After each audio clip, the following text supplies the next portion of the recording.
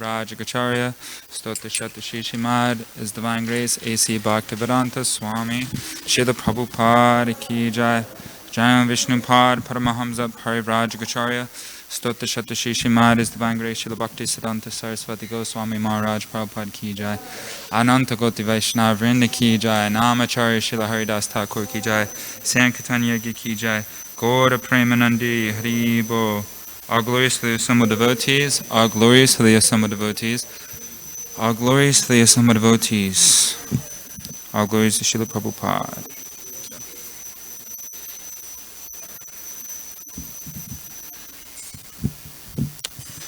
Okay. Om Namo Bhagavate Vasudevaya. Om Namo Bhagavate Vasudevaya. Om Namo Bhagavate Vasudevaya.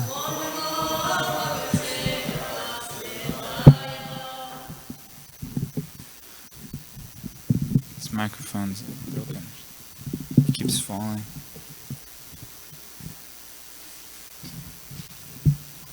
Okay. So reading from Canto 2, Chapter 7, Text 10. Oh, we can need screwdrivers. Okay. Nabir Asavra. Okay. Nabir Asav Rishabhas. How's it go? Nabir Asav Rishabhasa Sudevi Sunar.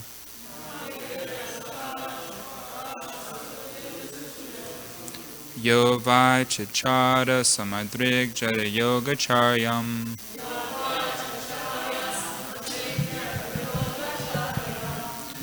Yadhara Mahamsyam Jaya Amananti. Swasta Shanta Karana Parimukha Sangha.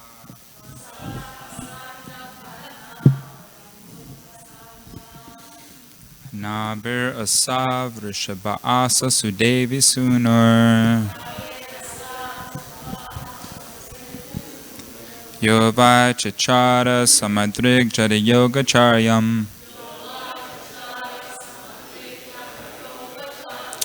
Yat Paramahamsam Rishaya Param Amananti.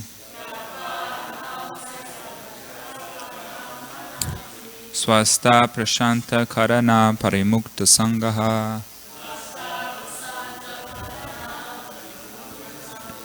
Please chant.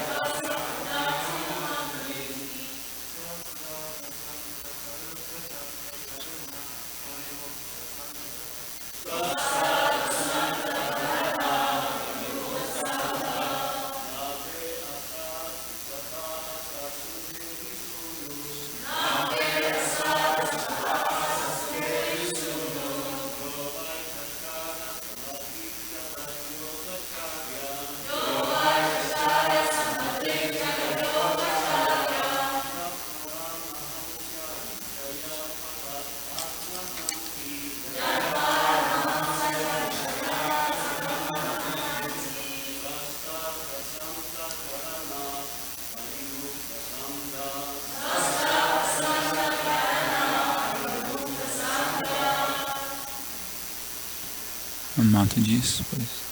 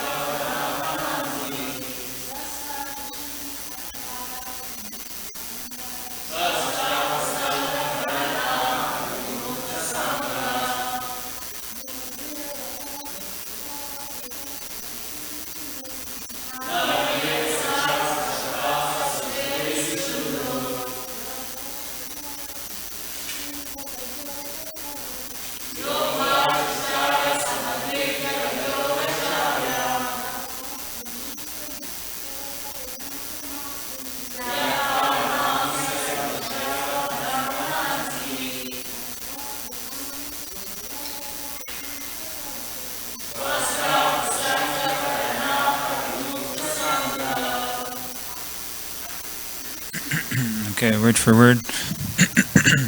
Nabhe by Maharaj Nabi. Asau, the personality of Godhead. Rishabha, Asa, became. Sudevi, Sunuhu, the son of. Yaha, who. Vai, certainly. Chachara, performed. Samadrik, equibalanced.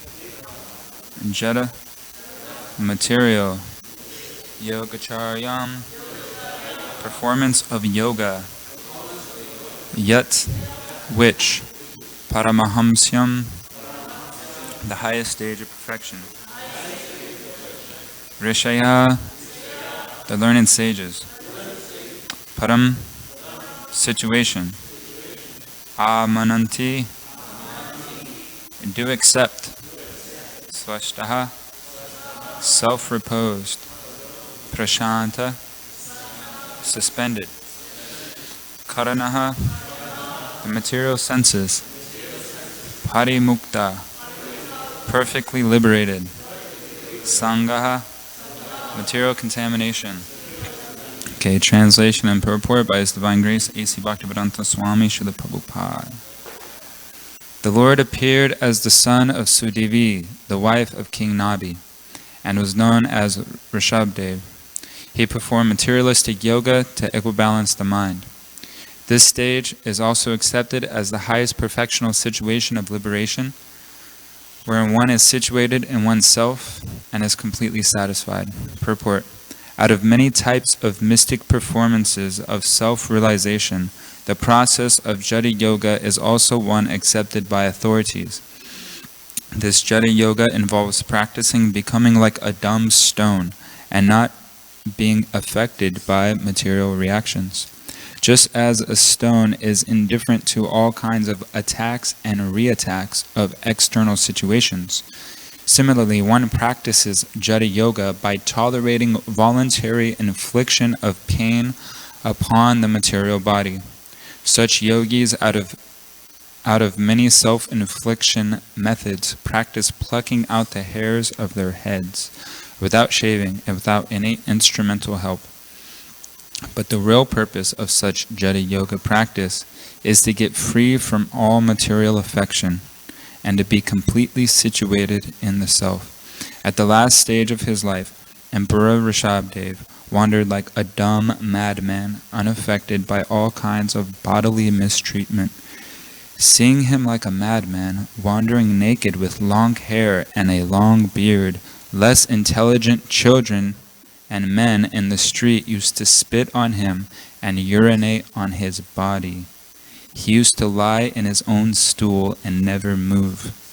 But the stool of his body was fragrant, like the smell of fragrant flowers, and saintly persons would recognize him as a Paramahamsa, one in the highest state of human perfection. One who is not able to make his stool fragrant should not, however, imitate Emperor Rishabdev. The practice of Jata Yoga was possible for Rishabdev and others on the same level of perfection, but such an uncommon practice is impossible for an ordinary man. The real purpose of Jata Yoga, as mentioned here in this verse, is prashanta karana, or subduing the senses. The whole process of yoga, under whatever heading it may be, is to control the unbridled material senses and thus prepare oneself for self-realization. In this age specifically, this Jata Yoga cannot be of any practical value, but on the other hand, the practice of Bhakti Yoga is feasible because it is just suitable for this age. The simple method of hearing from the right source, Srimad Bhagavatam, will lead one to the highest perfectional stage of yoga. Rishabdev was the son of King Nabi and the grandson of King Agnidra, and he was the father of King Bharat, after whose name this planet was called Bharatavarsha. Rishabdev's mother was also known as Meru Devi, although her name is mentioned here as Sudevi. It is sometimes proposed that Sudevi was another wife of King Nabi, but since King Rishabdev is mentioned elsewhere as the son of Meru Devi, it is clear that Meru Devi and Sudevi are the same person under different names.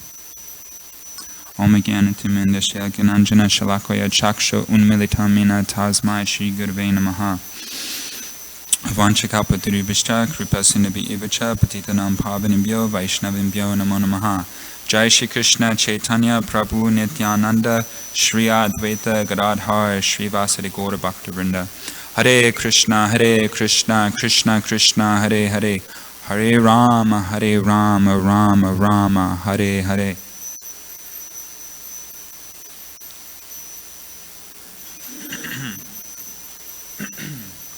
So I'll read the English translation one more time. The Lord appeared as the son of Sudevi, the wife of King Nabi, and was known as Rishabdev. He performed materialistic yoga to equibalance the mind. This stage is also accepted as the highest perfectional situation of liberation,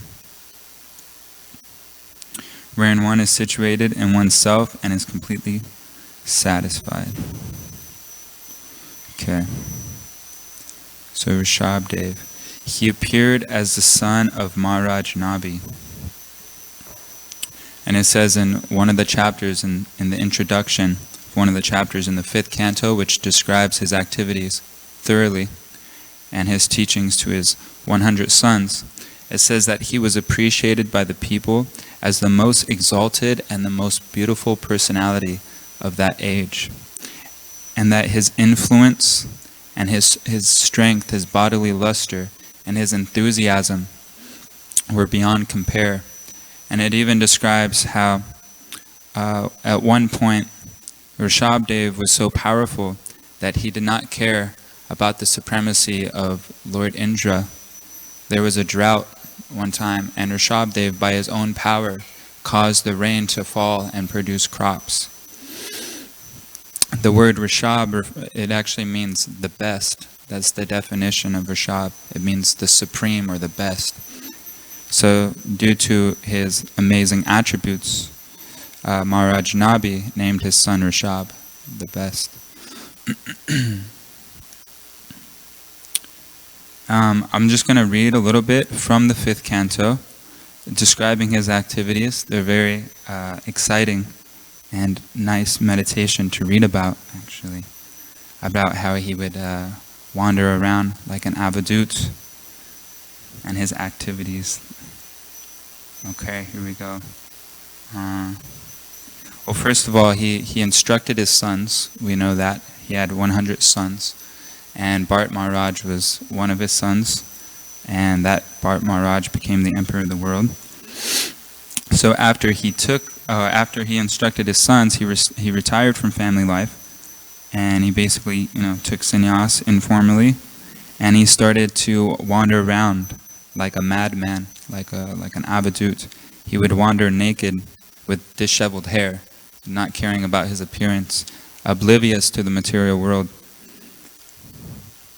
And he acted like he was blind, like he was deaf, like he was dumb, like he was haunted by a ghost. And he remained silent. He didn't speak to anyone. So it actually reminds us of also Jad Bharat, his son, Maharaj Bharat, Rishabdev's son, when he left this world and became a deer in his next life because of a little mistake at the end of his life. After becoming a deer in his next life, he became Jad Bharat, where he was acting like the same, like we hear here. He was following in the footsteps of his father. That he was walking around like a madman, and people did not understand him. They thought he was a stupid, dumb guy. So they would beat him up. They would urinate on him. They would spit on him. Sometimes people threw stones, and they would throw stool at him. They would throw dirt at him, and they would even pass air on him. They'd go up to his body and pass air on him. But because he was not affected, because he was absorbed internally, he did not care about this at all. It did not affect him. So there's a lot here. Instead of reading the whole thing, I'm just kind of like summarizing it. And then it also talks about his stool, how he would just lay there in his own stool and his own urine. But his stool and urine were aromatic. And for 80 miles, the whole countryside would smell like roses. It would smell really good. Okay. Sometimes he would lay down, behaving exactly like cows, deer, and crows. In that way, he ate, drank, passed stool and urine, and cheated the people in this way. Cheated the people in the sense that people thought he was dumb, but actually he was completely self-realized. So Rishabdev is actually a Vishnu Tattva incarnation of the Supreme Personality of Godhead. And it even describes in the 5th canto how he left this world, which is also very intriguing. This is from the 5th canto, chapter 6. It tells how he was so unattached to his body that he just sat in the middle of a forest fire and did not move and just let his body burn. And in one of the verses it says, while he was wandering about, a wild forest fire began. And the fire was caused by bamboo sticks rubbing against each other. So in that fire, the entire forest that Rishabdev was in burnt to ashes. And it says in the purport, such a forest fire can burn the external bodies of animals, but Lord Rishabdev was not burned, although he apparently seemed so. Lord Rishabdev is the supersoul of all living entities within the forest, and his soul is never burned by fire, but his body was burned. And due to Lord Rishabdev's presence, all the animals that were in the forest that burned to ashes were actually liberated, went back to the spiritual world, describes in that purport. Okay, so that's some of the background of Rishabdev. So I'll talk about the purport a little bit here. So Srila Prabhupada is describing this yoga, this Jada yoga, and it involves practicing becoming like a dumb stone and not being affected by material reactions. I just wanted to summarize that a little bit, because we hear sometimes where Prabhupada describes how the Buddhists, their ultimate goal is basically to become a stone. It's considered spiritual suicide. Their ultimate teachings is that the self does not exist. Nothing exists, actually everything's an illusion. And ultimate enlightenment is to dismantle the self and basically just become nothing. So the goal is actually to become like a dumb stone. No senses, no mind, no feelings, no soul. But this is not what it's talking about here. Rishabdev was not a Buddhist. That wasn't his ultimate goal, to become a stone like that. But rather, he became like a dumb stone in the sense that he was unaffected by the activities of the material world. People spit, like a stone. Someone can pass urine on a stone, spit on a stone, the stone's not going to be affected. It's just going to be there. So similarly, this was what Rishabdev was doing. And Prabhupada goes on to describe how this Jad Yoga involves tolerating voluntary inflictions of pain upon the material body. And then he describes that such yogis, out of many self-inflicted methods, they would pluck their hair out of their heads. You can imagine how much that would hurt. You'd probably be all bloody, without any instrumental help. And they would do this to get freed from material affection and to become completely situated in the self. So that's a pretty extreme way to do that. Nowhere in our scriptures or any of our acharyas do they recommend this process of inflicting pain on the material body. It's actually not recommended.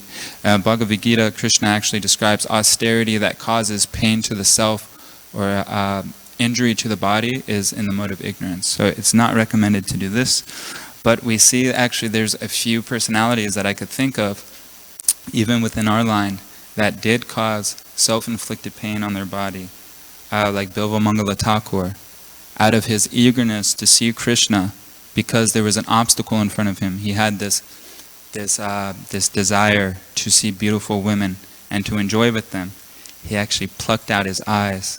Can you imagine what an experience that would be to pluck out your own eyes? So Bilva Mangala Thakur, he did this. And Lord Chaitanya, when he was in, of course this was his great ecstasy, when he was in the Gambhira, he was in so much separation from Krishna, he was rubbing his head on the stone, so much so that his flesh was coming off and you can see his skull, and it was bloody. And sort of Damodar Goswami was like in so much pain to see this.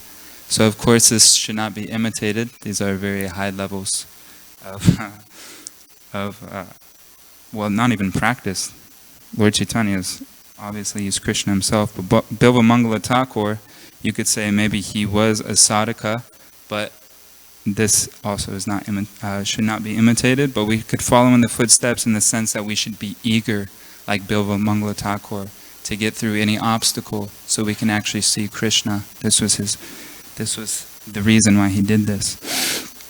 Okay, so in this, going along in the purport, Srila Prabhupada would describe that Rishabdev was so internally absorbed, he wanted nothing to do with this material world, so much so that he would not move when he would pass urine and stool. He would just lay there in his own excrement and not be affected by this. And actually his stool was so fragrant for 80 miles, people could smell it. So 80 miles, that's like from here to like Riverside. Everybody knows where Riverside is. That's about 80 miles. So Bhakta Avatar Prabhu lives in Riverside. So if Rishabdev was here, Bhakta Avatar would be able to smell his stool all the way from Riverside. So my spiritual master, he says, I heard him say this in a class. It sounds kind of humorous, but he makes a point. He actually says, no matter who you are, you could be like the emperor of the world, or how beautiful you think you are, how learned you think you are, if you think yourself better than others. But there's an equalizer, that everyone has to pass stool, and this is actually makes everybody equal. And it's actually it's everybody's stool is disgusting. You don't even want to see your own stool, to speak of others. It's an embarrassing situation. In bathrooms you have like a door to block yourself when you to cover yourself when you're performing that activity, because you don't want other people to see. So it's embarrassing, and it should make us humble. The fact that we even have a material body is self-evident that we're fallen souls. We shouldn't even have a material body or a false ego or a material mind. We're pure spirit souls, but we're covered over. So it's an embarrassing situation, should make us humble. Okay. And he also describes, Srila Prabhupada is saying that one who is not able to make his stool fragrant should not, however, imitate Emperor Rishabdev. The practice of Jada Yoga was possible for Rishabdev and others on the same level of perfection, but such an uncommon practice is impossible for an ordinary man.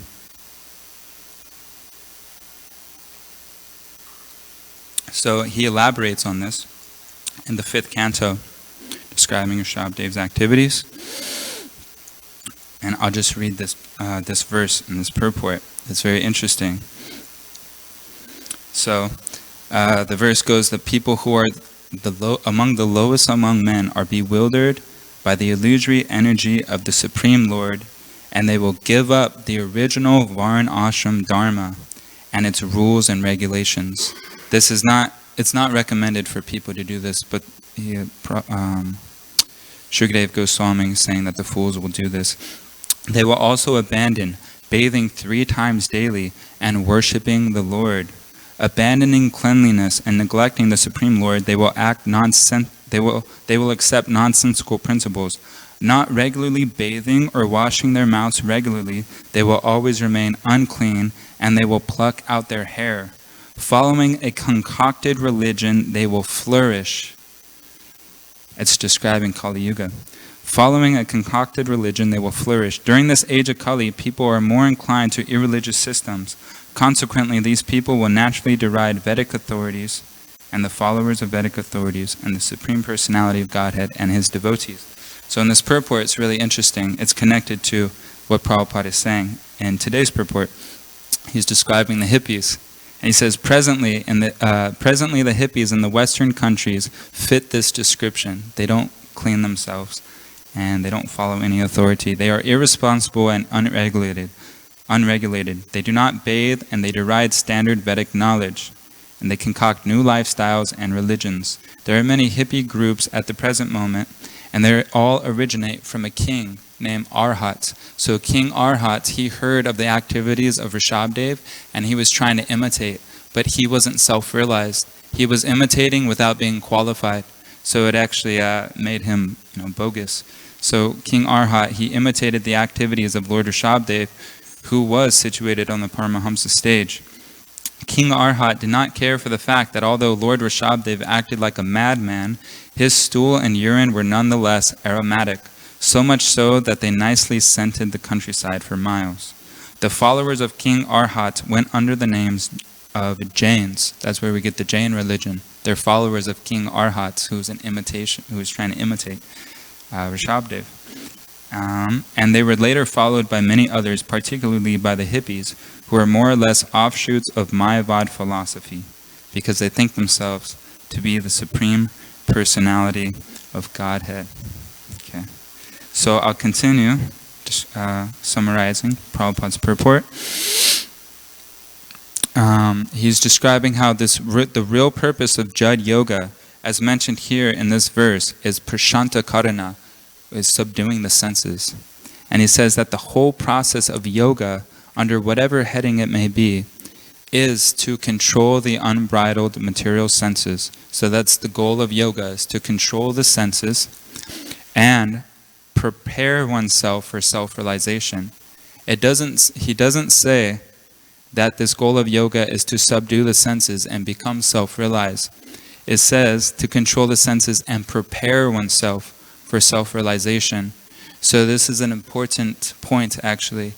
Any yoga, whether it's Ashtanga yoga or Jnana yoga, different forms of meditation, this Jada yoga, is meant to help control the senses and prepare oneself for self-realization. It is not the goal in it of itself. Meditation and yoga is a means to an end. It is not the goal itself.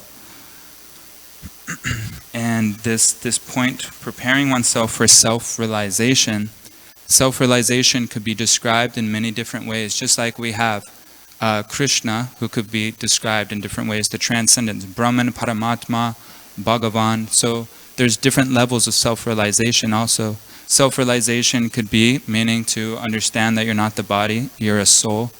Self-realization on a higher platform could you understand that you're connected with the Paramatma, you're connected with the Supreme Soul. And then even higher, you learn that you're actually, awe and reverence, Shanta Ras, Dasya Ras, that you understand that you're a servant of the Supreme Personality of Godhead. But ultimate self-realization is to understand, realize who the self is, to realize who you are in the eternal realm of Krishna Loka or Vaikuntha in the spiritual world. This is ultimate self-realization. Who am I? Who am I as a divine personality in the spiritual world? What is my service in the spiritual world? So this is the ultimate understanding of self-realization. And this bhakti yoga, instead of Prabhupada describes that the different yogas is like a ladder. You go one step until you ultimately culminate in bhakti yoga. But bhakti yoga is it's like taking the elevator. Even a new person, he's directly engaging in activities that go on in the spiritual realm. So this is important that we should hear of the devotees in Vrindavan or Dwarka or Mathura or Vaikuntha, and you'll never see them meditating. They don't sit down and they don't meditate. They don't perform. They don't practice yoga because they've already reached the goal. So in the Bhagavad Gita, this brings me to my next point, chapter 15, text 8. The living entity in the material world carries his different conceptions of life from one body to another, as the air carries aromas. Thus he takes one kind of body and again quits it to take another. So, very important point. We have to simultaneously be very careful what we absorb our mind in, and be very enthusiastic to absorb our mind in something positive. So we have the negative, we have the positive. Don't absorb your mind in material activities, absorb your mind in spiritual activities. Because we learn many lessons in the Bhagavatam. King Puranjana, for example, what did he think of when he left his body? He was attached to enjoying women. He thought of women when he left his body and become a woman. So this is an example of this verse in the Bhagavad Gita, that his conception of life was carried from one body to another, and he had to take another material body. But on the other hand, if we absorb ourselves in the practice of devotional service and the activities of devotional service, dressing the deity, cooking for the deity, hearing the pastimes of Krishna, going out and performing the Yuga Dharma, the activities that Lord Chaitanya and his associates, Lord Chaitanya Mahaprabhu, would do personally. So these are direct activities that are going on in the spiritual world, and we have the opportunity and the chance to absorb our mind in them, so that at the end of life, we carry our conceptions of life from this body, and we don't have to take another material body. We get a spiritual body. We don't go back to Godhead immediately. It describes in the Bhagavatam that you take your next birth in Vraj Bhumi, in a universe where Krishna is having his pastimes, and you're further trained up by the Nitya Siddha devotees, whether they're gopis or gopas or whatever your rasa is that you cultivate in this life. You get trained up by the Nitya Siddha devotees, so that at the end of that life, then you go back home, back to Godhead and Goloka Vrindavan. Okay. Brings me to one other point I'd like to mention, because Prabhupada does mention here how Rishabdev was internally absorbed, and because he was acting like a madman, people would spit on him, and they would throw stool on him, they would urinate on him. It's so offensive. This is Vishnu Tattva, an incarnation of the Supreme Personality of Godhead, and people are doing this to the Lord. So in chapter 7, text 25, Krishna is describing how he is never manifest to the fools and the ignorant. And I'll just read the verse. Somewhere around here. Yeah, here we go.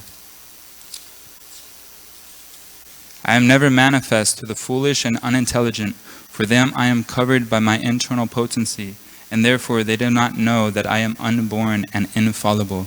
So the first sentence to that purport, Prabhupada says, it may be argued that since Krishna was visible to everyone when he was present on this earth, then how can it be said that he is not manifest to everyone?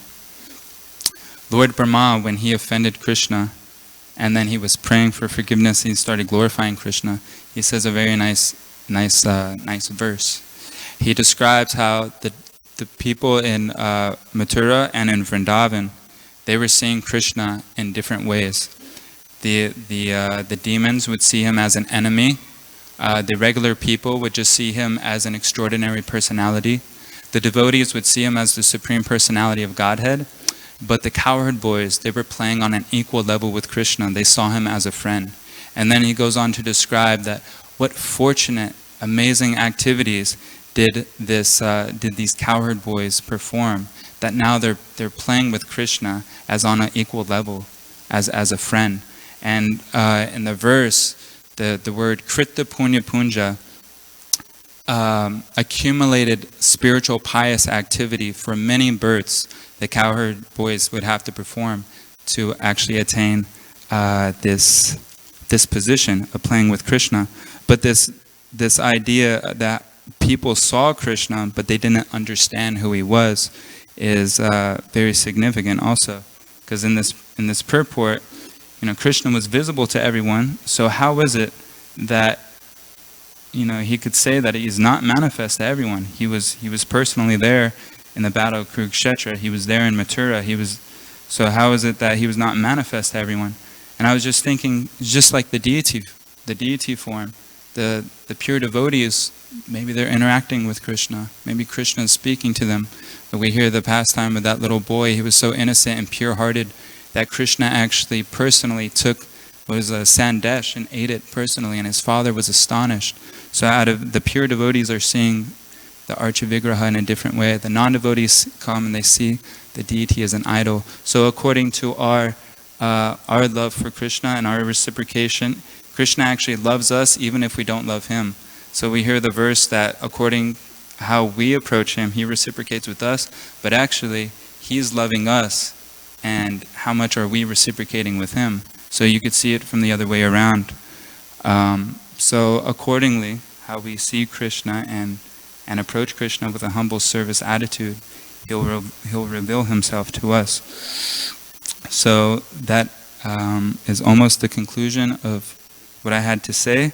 Just one more thing that I had to say is Rishabdev, being the Supreme Personality of Godhead, and these people throwing these disgusting substances on him, they did not understand who he was. And he's a Vishnu Tattva incarnation.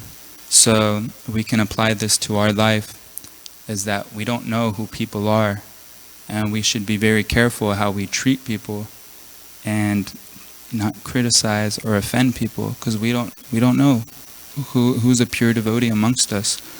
A new bhakta may join the temple and he may be reading the prayers, trying to memorize the prayers, and we think he's new, but he may be leaving off from many past lives, and he just has a few years of purification he has to go through until he becomes completely perfect. Whereas someone may be practicing for a long time, but this may be his first life that he's been practicing.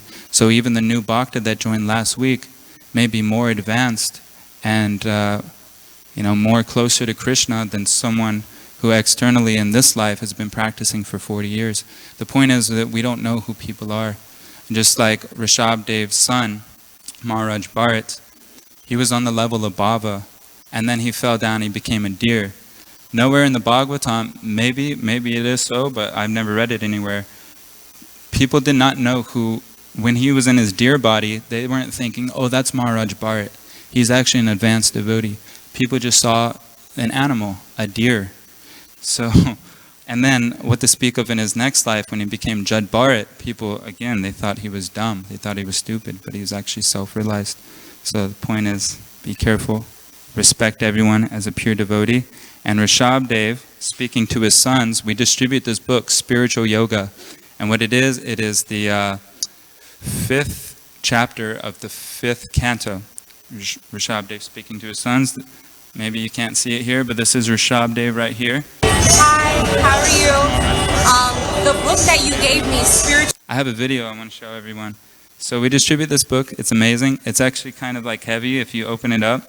The first page describes how you should not become a dog or a hog that eats stool. So that's the very first page. And it's a very pretty color. It's like pink, and it says Spiritual Yoga. So many times, like, we have it on our book table, and, girls like, oh yeah, yoga, yay. And they grab it, or little kids, they see it, and it's got a beautiful cover on it. And sometimes I'm like cringing my teeth, like when They think it's going to be like yoga poses, perhaps. And they open up and it tells them not to be a dog or hog that eats stool. But so 2 accounts. One account is Gauranga Prema was on the pier and he gave this book to someone, some lady. She left for a while. She read a good part of it. She came back to the table and she said, "You guys are actually speaking the truth. So I want to buy more of your books." She bought more books from Gauranga Prema. Now this lady here, the devotees in New York, Harinam Ashram, they distributed spiritual yoga to this lady. So now you can see what she has to say about this. Hi, how are you? The book that you gave me, Spiritual Yoga, it really opens up my eyes, and it really helped me to see how all of humanity, people living in this world, have resignated to living like a dog, have resignated to being like dogs. And it's true, I myself was once a dog. I myself was like a dog, where I only wanted to have sex, eat, sleep, and work. I was like a robot. And I feel like that's why there's so many depression and anxiety. You have so many people committing suicide, so many illnesses, because I feel people are trying to fill a void in their life. And they don't know how to, so they try to fill the void with sex, with drugs, with, and when he was talking, in the book you were talking about Krishna, and I want to go and I want to chant Krishna's name, because when I was reading the book, I got chills all over. Like, that book made me feel warm. And I'm definitely going next Saturday, because you changed my life, and I just want to tell you thank you. Thank you so much. Jai, Srila Prabhupada ki jai. Any questions? I'm sorry. This is the checkers game where grandson and granddad will bond. This is the kitchen where the new boyfriend will unofficially become family. These are the Verbo vacation homes waiting for your family. In one of the universes where Krishna is. But what if one has an attraction for like Lord Narayan or Lord Nrsingadev? What's the situation for them? I'm not too sure actually. I'm so sorry. I can't quote it. I mean, I don't want to speculate. I can't quote any reference.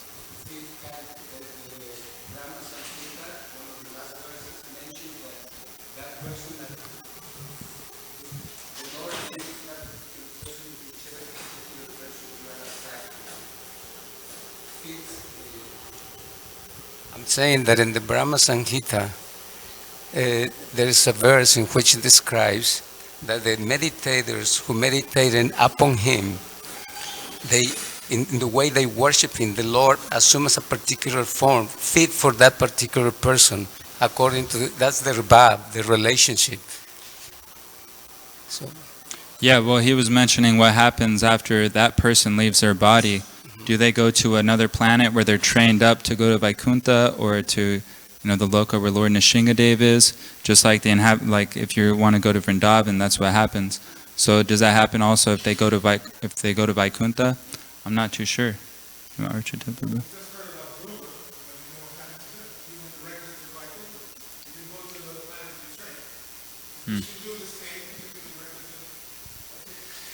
So I have a question. You were beautifully, very nice, describing that when you see a devotee, we never know, even you see a bhakta. And it's very wonderful to think like that. If you're at that level of consciousness, you actually can see. How would you respond to, since we're in a training, and you're a devotee who's been, let's say, 8 years, and somebody's 1 year is a bhakta, but he's not acting properly. At that point, you have to correct him. I mean, you have to actually, let's say I'm becoming arrogant. I'm working in the, let's say, the pujari room, in the kitchen, or even in Sankirtan, and I think, just because I had the privilege to have this service, that I know more than you, that's been 6 years or 5 years, and maybe I don't even treat you properly. And then if you perceive that and you want to correct him, he might take it that, oh, what are you doing that? How would you do it in such a way that the person get the like with the proper okay. way? Well, what I would say with that, maybe you can answer better. but there's different levels of seniority.